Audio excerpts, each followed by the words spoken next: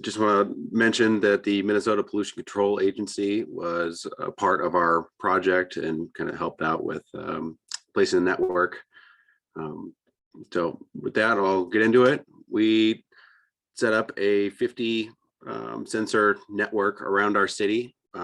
We use this AQ mesh suite of about 4 electrochemical gaseous sensors and an alpha sense OPC to measure PM, and then some environmental sensors to go along with it. And that's the picture we've got on the side there. Unfortunately, generally these sensors have worked really well in the lab, but have trouble moving out into a variable environment. Temperature changes, relative humidity changes, and our Twin Cities area in Minnesota offered a good chance to kind of test how good these sensors could be. So we've got a huge average temperature range of 40 degrees Celsius from winter to summer, and then we've got really good air quality in Minnesota. That's also a challenge that these sensors suites have had to deal with. They like reading higher concentrations than what we have in Minnesota.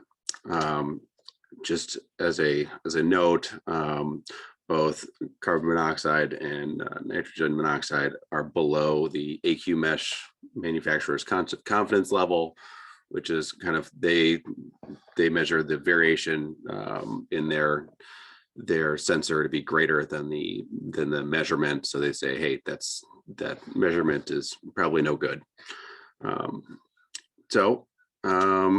What we did was we took a few of these. So we got 50 sensors around the city. There's a map up on the right here.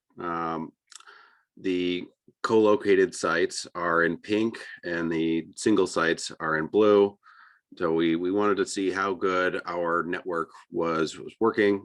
So put the AQ mesh up against a federal reference monitor within about 3 meters of the federal reference monitor.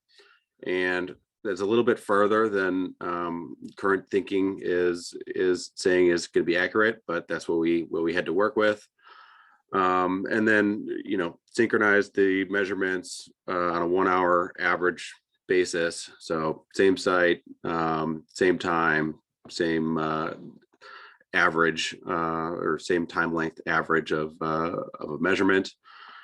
And we compared the 2 instruments across, electrochemical and optical outputs. Oh, sorry, I should talk about how that data is moved around. Basically, AQ mesh will have some firmware that reads a voltage. Everything is factory tested and calibrated. They do some cross gas and environmental effects correction, either on the system or on their back end cloud system. They changed their firmware version during the middle of our project to kind of improve across wider temperature ranges. But that just happened during our project. And so what they did is they would change the formula either on their end or on the system. And then they provided us some correction factors when we noticed that we weren't getting the performance that we were hoping for. So it was basically a linear regression, a multiplier and an offset that we could apply to our data to hopefully improve it. So we applied those and then compared the federal reference monitor to the AQ mesh. Just as a build up here, basically we took monthly snapshots of each system or each sensor and site. we pulled the slope and the R squared out of those monthly data averages. Just in general, you know, we got a federal reference monitor as the X value, AQ mesh monitor as the measurement as the Y value, and then, you know, kind of measure the relationship between those. Ideally, the slope would be 1-to-1, and ideally the R squared would be 1. That generally didn't happen. But we took all of these months, you know, we were out there for 24 months, times 5 sensors, 6 sensors on the system, across, you know, multiple sites, and ended up being a lot of data. But in general, you know, we used a picture or a graph like this to kind of see what's going on, generally. On the y-axis for these graphs, there's slope and R squared. X-axis is time. There's 2 sites we have for the gaseous co-locations. Our R squared is the dashed lines, and slope is the solid lines. Just as a general note, our average monthly concentration is kind of the size of those dots. And so basically we saw some effects. They seem to be seasonal. You know, there would be a wintertime drop in slope on some things, and also R squared, it dropped sometimes. And some sensors didn't show much correlation with the federal reference monitor at all. As you can see, the concentration doesn't seem to be driving the changes in slope. So we were thinking, hey, there might be a temperature or humidity or pressure issues, or just some kind of environmental effect that might be playing with our sensor, just because we have large environmental effects in Minnesota. But this is a particle conference. So here's the PM 2.5 kind of outlier data we have. So we had a highway site, a couple of school sites, and a regional airport site. Same type of graph as before, kind of pretty together at the beginning, and then as the life of the project moves on, there's some divergence. There's just who knows what's actually going on there. It could be sensor drift, sensor degradation. We weren't really sure, you know, on stuff like this. So we decided to try to correct this using some machine learning techniques. So we used random forests and neural networks.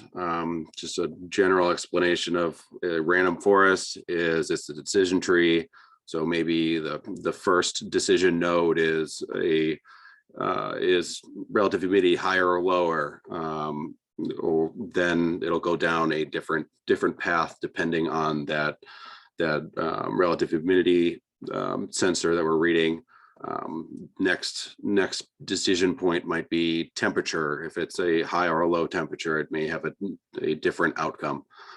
So basically it goes down a tree, and the tree is a decision tree, and the forest is we're making thousands and thousands and thousands of these, and averaging the output to come up with an ensemble corrective model that hopefully gives us something close to an accurate output. We're targeting the federal reference monitor value with the AQ mesh value. For neural networks, it's a little bit different. Basically, the neural network is a multiple linear model. So those are relatively understood. You have a couple of inputs into a linear model, and you get a corrective output based on those various factors. A neural network is basically a bunch of those plugged together. So you plug in your inputs, they all go into 4 or 5 different hidden layers, which is just doing a multiple linear model and passing it to the next layer. And that's a linear process, but because it's multiple levels of linear, it kind of stacks and can capture nonlinearities. And that's a single correction model, not an ensemble like random forest. But value of it is it's parametric, so it can predict things that it hasn't seen before, whereas the random forest can only predict, or it can't predict things it hasn't seen before. It can only deal with the ranges it's seen before. So here's some results. This is the random forest slope. So those graphs I showed before, basically these dots are all individual monthly analysis of each of these pollutants. The red dots are uncorrected, the blue dots are corrected, and the black dots are the average value for these. CO showed a minor improvement. NO showed a decrease, but it kind of stayed all on the same side of that one. So maybe reduced the seasonality or variation in that. NO2, that was the bad performer we saw before. It showed a big improvement. That's kind of true across almost all of these. O3 seasonality, the variation above and below 1 is reduced, and the overall slope is closer to 1. PM10 increased, and the variability of that is also kind of about the same, but much closer to a value of 1 that we'd like to see. PM 2.5 also a big improvement. Variability is probably reduced, but that was the random forest results for slope. For R squared, kind of the one that everyone looks for. Minor improvements on most, except for NO. There was oh no, NO is good. All of these are showing improvements. NO2 showed the greatest improvement. Particle guys, PM10 shows a big improvement when we apply a corrective method, and PM 2.5 is also improved. Neural network, this is the parametric one, where we can predict outside of what we've seen before, but it's a single model. Kind of our slope is reduced for a couple of these, which is not ideal. So CO, NO both show reductions in responsiveness, or not ideal 1-to-1 responsiveness. NO2 improvements, O3 minor improvements, PM10 improvements, and PM 2.5 maybe an improvement. R squared for these guys, a reduction for CO, which is not good to see.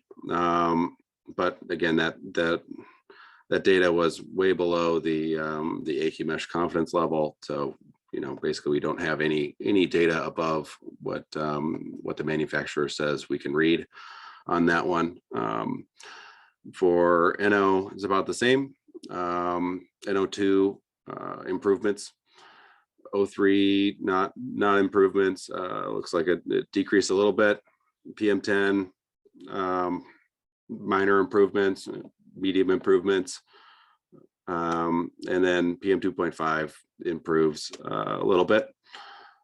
So just in general, moderate improvements everywhere, except for a couple noticeable things like, CO, where we just don't have high enough concentrations to really measure well.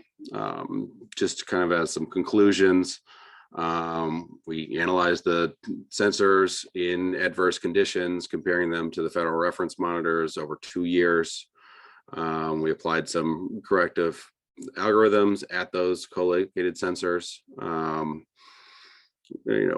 In variable climate, low-cost sensors kind of just need more calibration. It's not a lab situation anymore. Out in the real world, it seems like it's more difficult to deal with. But even in some of the adverse conditions, if we can add some corrective factors, there's valuable data there. And then just in the specific corrections, random forest show improvements in most sensors. I mean, that was shown in a couple previous works. But again, it doesn't predict farther than or it can't predict higher than it's ever seen before. So you can't be putting that out for a week and using that data. You have to be putting it out for a year and find your expected range.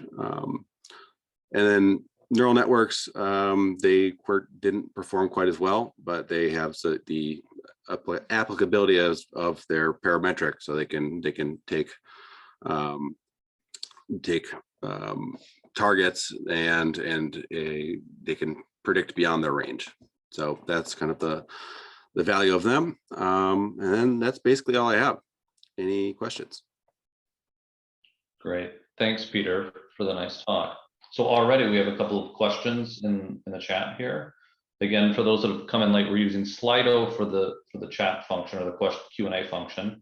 So David Kittleson asked, do you have cross sensitivity with sensors, especially NO2 and ozone? So AQ Mesh says that they deal with that, but there is still some lingering cross sensitivities. Basically, yeah, there is still some lingering cross sensitivities. Peter, kind of coupled to that, my own question is, when you do these kind of machine learning techniques, do you include raw signal data, or are you only including the AQ Mesh? Only the AQ Mesh data, because I think they just are it's just much easier to deal with all that data that way if it goes through them first. Okay. And then Felix asks, could you comment on why why RF seems to be methodologically better suited to corrections than ANN, so random forest versus neural network? I mean, it's an ensemble of models, so there's thousands of those decision trees, whereas neural networks, it's only one model.